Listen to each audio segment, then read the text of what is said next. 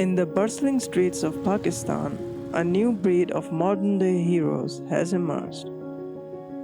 They navigate through the chaotic traffic, facing all the odds to deliver meals to the hungry masses.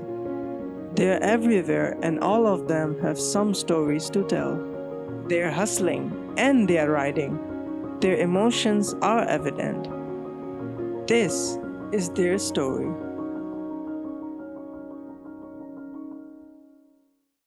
अस्सलामुअलैकुम, मेरा नाम साकिब है। मैंने food delivery start इस तरीके से करी है कि मैं एक अच्छी जगह जॉब करता था। कोविड-19 जब आया तो मेरा मैनेजर जो है चेंज हो गया।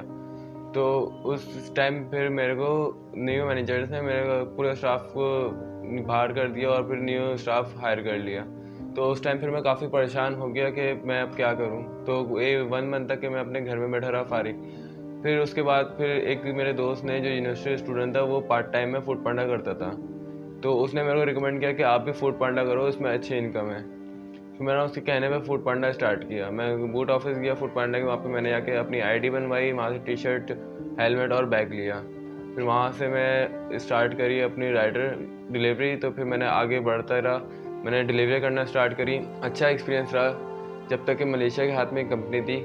तो फूड पांडा काफ़ी अच्छा चलता रहा। फिर उसके बाद ये फूड पांडा की कंपनी मलेशिया के हाथ से हट के पाकिस्तान के हाथ में आ गई। तो उसके बाद फिर महंगाई भी इतनी हो गई थी, फ्यूल के पैसे काफ़ी बढ़ गए थे। जब तक कि मलेशिया के हाथ में कंपनी थी तो हमारी अच्छी इनकम हो जाया करती थी।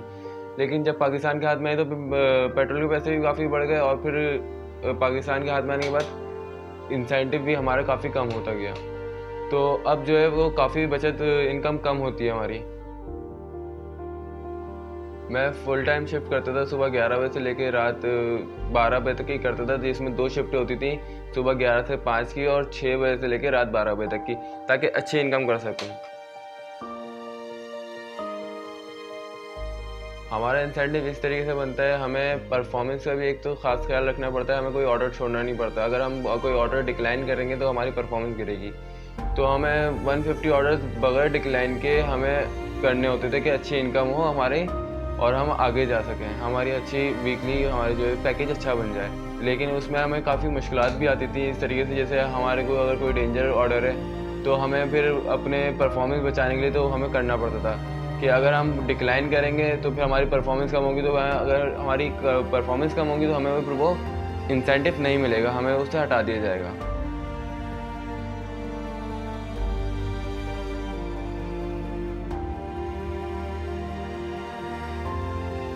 अबे भाई हमारे साथ बहुत बुरा होता है। पहली बात तो यार हमारे जो बैग बना हुआ है ना, जिसकी वजह से ना हमारे पीछे लग जाते हैं कुत्ते।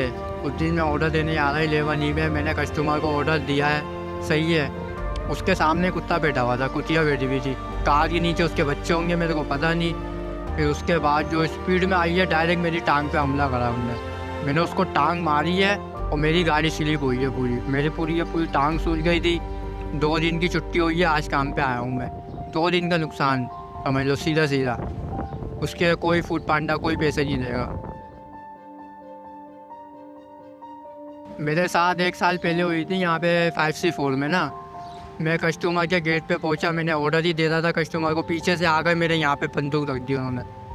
मैंने उनको बोला भाई पैसे ले आओ, मोबाइल नहीं ले गया और इससे हम काम करते हैं। उनने कुछ भी नहीं छोड़ा, पूरा खाली कर दिया। मोबाइल भी ले गए मेरा, पैसे भी ले गए।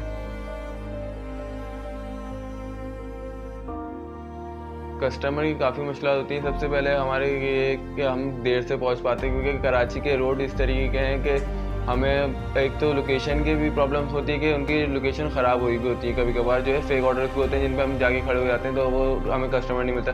और जो जिनके सही ऑर्डर होते हैं उनकी कहीं के लोकेशन आउट हुई भी होती है, बिल्कुल वो हैं कहीं पर और कहीं और की लोकेशन डली होती है। हम उनको कॉन्टैक्ट कर रहे होते हैं, उनको कॉन्टैक्ट भी नहीं हो पाता।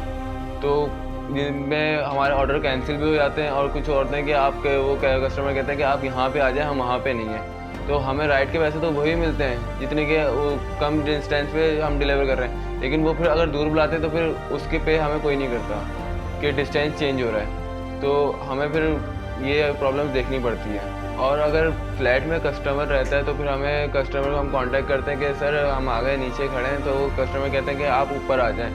अब वो 8 फ्लोर भी होते हैं और 4 फ्लोर भी होते हैं, तो हमें चल के जाना पड़ता है कि लिफ्ट चल अगर होती भी है तो फिर मना होती है कि ऐसे बाहर के बंदे लिफ्ट में नहीं आ सकते, तो हमें सीढ़ियों से चढ़ के ऊपर जाना पड़ता है और फिर वापस भी नीचे आना पड़ता है, जिसमें हम काफ़ी थक जाते हैं। तो कस्टमर हेल्प नहीं करता इसमें कि आप वो आके नीचे लिफ्ट में आके ले जाएं, तो हमें खुद चल के जाना पड़ता है। फेक ऑर्डर भी कभी कभार हमारे पास आते हैं, हमें टाइम लिमिट में हिसाब से उठाना पड़ता है। हमारे पास एक रेड लाइन चली होती है कि इस लाइन में हमें ऑर्डर उठाना है और उसमें देखना है कि हमें कहाँ से उठा के कहाँ देना है। तो इसी हिसाब में हमें फेक ऑर्डर भी देखना होता है कि हमारे पास फेक ऑर्डर तो नहीं है ये, लेकिन हम उठा लेते हैं कि हम परफॉर्मेंस दिखाने के लिए कि हमें नहीं ठीक हो गए ऑर्डर। कभी कभार तो ऐसा भी होता है कि कब्रिस्तान की साइड से वो आ रही होती है लोकेशन कि कब्रिस्तान में डिलीवर करना है, फिर हम वो ऑर्डर जो है प्लेस करने के लिए जा रहे होते हैं, फिर वहाँ पे कांटेक्ट नहीं हो पाता, तो फिर ऑर्डर हम कैंसिल कराते हैं डिस्पैच पे बात करके। कैंसिल करा के हम नेक्स्ट वेंडर पे जाते हैं देने के लिए कि ये ऑर्डर कैंसिल ऑर्डर है, आप रख लें। हम पिक्चर लेते हैं वहाँ पे हम, और फिर हम आगे सेंड करनी होती है डिस्पैच पे। लेकिन फिर अगर वो हम जमा भी करा देते हैं उसके बाद भी हमारे ऊपर चार्ज हो जाते हैं कि ये आपने जमा नहीं कराया, आपके ऊपर ये 5000 रुपीज़ चार्ज हो गए। एक दफ़ा मेरे साथ भी यही हुआ कि मैं एक ऑर्डर लेके गया हूँ और वहाँ पे फिर मैंने जमा करा दिया, लेकिन उसके बाद भी मेरे पास चार्ज हो गए। तो फिर मैंने काफ़ी कंपनी में बात करी, लेकिन वो मेरे को अमाउंट रिटर्न नहीं मिली।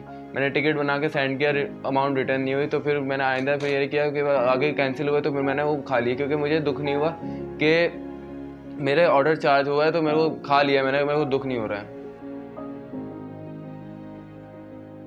सर बिल्कुल इसी तरीके से हमारी जो जोन है नॉर्थ कराची वो काफ़ी बड़ा होता है। वो मंगोपीर में भी लग रहा होता है, लियारी साइड भी लग रहा होता है, काफ़ी बड़ा है। मेमार साइड हर जगह जा रहा होता है नॉर्थ कराची का जोन। फूड पांडा की जो जोन है वो बिल्कुल अलग है। ये नहीं है कि कराची के हिसाब से कि नॉर्थ कराची है तो नॉर्थ कराची में ही राइडर रहेगा। अगर नॉर्थ कराची में उसका ऑर्डर लग रहा है तो वो मंगोपीर भी लेके आएगा, लियारी भी लेके जाएगा, और कहीं भी लेके जाएगा।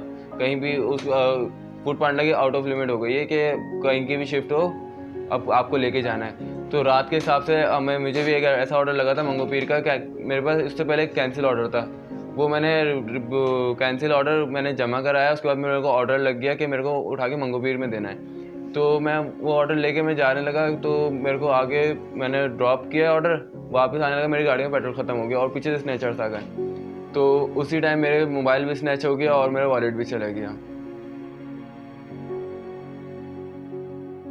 कंपनी इसमें हमारी कोई हेल्प नहीं करती है। हम उनको बताते भी हैं कि हमारे वॉलेट वगैरह मोबाइल स्नैच हो गया, पैसे वैसे चले गए, तो कंपनी कहती है FIR लेके आए। हम FIR भी लेके जाते हैं, उनको दिखाते हैं, तो फिर भी वो हमारे को कोई पैसे वैसे कुछ रिटर्न नहीं होते, ना मोबाइल के पैसे मिलते हैं, कुछ भी नहीं मिलते। हमें खुद अपने राइडर ग्रुप हमने बनाया हुआ है, राइडर हेल्पिंग ग्रुप के नाम से, कि हम सब राइडर मिलकर सर्टली हेल्प कर सके, वो दोबारा काम कर सके। हमने काफ़ी पॉलिटिशियन, यूट्यूबर, एक्टर से बात करने की कोशिश करी कि हमारे लिए कि कोई आवाज़ उठाए। फूड पांडा एक मल्टीनेशनल कंपनी जो इसके लिए कोई आवाज़ नहीं उठाता है, तो हमने खुद इसके लिए एक एक्शन लिया है कि हम ग्रुप बनाएंगे, तमाम लेटर उसके अंदर ऐड होंगे, ताकि हम खुद अपनी आवाज़ उठा सकें, ताकि कोई हमारे लिए बोले, फूड पांडा कंपनी हमारे साथ कोऑपरेट करे।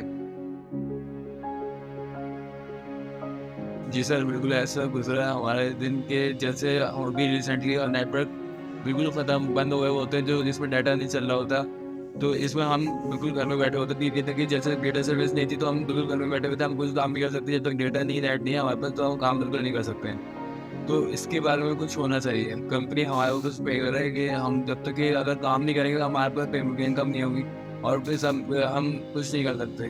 तो कंपनी को थोड़ा इसमें कंप्रोमाइज़ करना चाहिए राइडर्स के साथ।